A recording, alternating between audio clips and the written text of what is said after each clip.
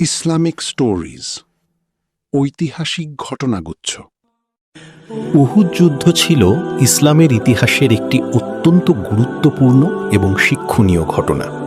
এটি সংঘটিত হয় হিজরি ৩য় বছরে মদিনার নিকটবর্তী উহুদ পাহাড়ের পাদদেশে। বদর যুদ্ধে মুসলমানদের বিজয়ের পর মক্কার কুরাইশরা গভীর ক্ষোভে ভুগছিল।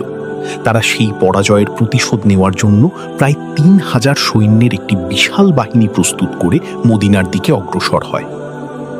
মুসলমানদের সংখ্যা ছিল তুলনামূলকভাবে অনেক কম, তবুও তারা দৃঢ় মনোবল নিয়ে যুদ্ধের জন্য প্রস্তুত হন। নেতৃত্ব দেন মহানবী হযরত মুহাম্মদ সাল্লাল্লাহু আলাইহি ওয়াসাল্লাম। তিনি সাহাবাদের সঙ্গে পরামর্শ করে সিদ্ধান্ত নেন যে শহরের ভিতরে নয়, বরং উহুদ পাহাড়ের পাদদেশে অবস্থান নিয়ে শত্রুর মোকাবিলা করা হবে। যুদ্ধের আগে তিনি ৫০ জন দক্ষ তীরন্দাজকে একটি গুরুত্বপূর্ণ পাহাড়ি অবস্থানে নিযুক্ত করেন। তিনি তাদের কঠোরভাবে নির্দেশ দেন যে কোনো পরিস্থিতিতেই তারা যেন নিজেদের অবস্থান ত্যাগ না করেন, এমনকি জয় দেখা গেলেও নয়। প্রিয় দর্শক শ্রোতা, আপনারা যদি এই ভিডিওটি ফেসবুক বা টিকটক থেকে দেখে থাকেন তাহলে আমাদের পেজটি ফলো করতে ভুলবেন না। আর যদি ইউটিউব থেকে দেখে থাকেন তাহলে চ্যানেলটি সাবস্ক্রাইব করে পাশে থাকুন।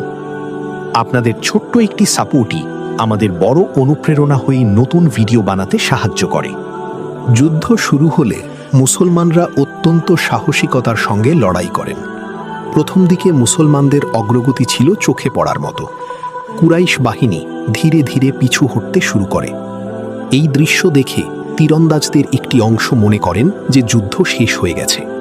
তারা ভাবেন এখন নিচে নেমে গিয়ে গনিমতের মাল সংগ্রহ করা যেতে পারে। এই ভুল ধারণা থেকে তারা নিজেদের অবস্থান ছেড়ে নিচে নেমে আসেন। এই সামান্য ভুলই যুদ্ধের মোড় ঘুরিয়ে দেয়। কুরাইশদের অশ্বারোহী বাহিনী, যারা আগে থেকেই অপেক্ষা করছিল, তারা পাহাড়ের পেছন দিক দিয়ে আকস্মিক আক্রমণ চালায়। মুসলমানরা এই হঠাৎ আক্রমণে বিভ্রান্ত হয়ে পড়ে। যুদ্ধের পরিস্থিতি মুহূর্তেই বদলে যায়। যে বিজয়ের সম্ভাবনা তৈরি হয়েছিল তা কঠিন পরীক্ষায় রূপ নেয়। এই বিশৃঙ্খলার মধ্যে অনেক সাহাবী অত্যন্ত সাহসিকতার সঙ্গে লড়াই করেন এবং শাহাদাত বরণ করেন। তাদের মধ্যে ছিলেন ইসলামের বীর, নবীর প্রিয় চাচা হযরত হামজা রাদিয়াল্লাহু আনহু। মহানবী রাসূল সাল্লাল্লাহু আলাইহি ওয়াসাল্লাম নিজেও এই যুদ্ধে অত্যন্ত কষ্টকর পরিস্থিতির মুখোমুখি হন। মুসলমানরা ধীরে ধীরে পুনরায় সংগঠিত হন এবং পাহাড়ের দিকে সরে গিয়ে নিজেদের রক্ষা করেন।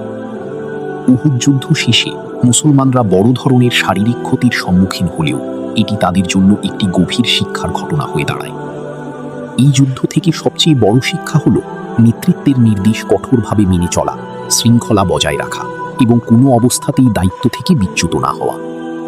উহুদ যুদ্ধ আমাদের শেখায় যে বিজয় শুধু শক্তি দিয়ে আসে না, বরং ধৈর্য, আনুগত্য এবং সঠিক সিদ্ধান্তের উপরও নির্ভর করে। সুপ্রিয় দর্শকরা, ভিডিওটি ভালো লাগলে চ্যানেলটি সাবস্ক্রাইব করে পাশে থাকুন।